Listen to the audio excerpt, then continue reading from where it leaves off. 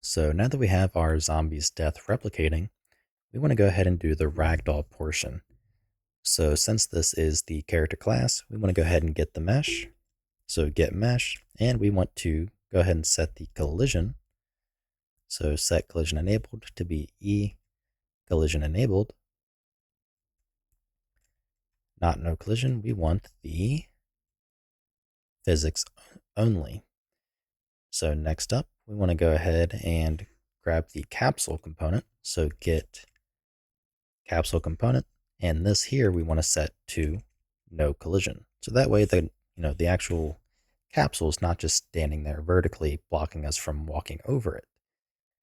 So let's go ahead and include the components capsule component.h like so. So we can now go ahead and actually want to do one more thing. So let's get the movement component. We want to disable tick. So set component tick enabled false. So we need to make sure we include game framework pawn movement component.h. And the reason for that is because the pawn is no longer going to be moving. We don't really need it to be doing anything movement related. So this is just a small little optimization that I believe is necessary. So next up, let's get the mesh and set physics, or what is it? Something about physics enabled. Oops. So set simulate physics, pass in true.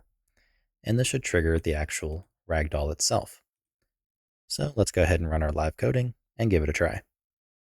Okay, once that is done, let's see what happens.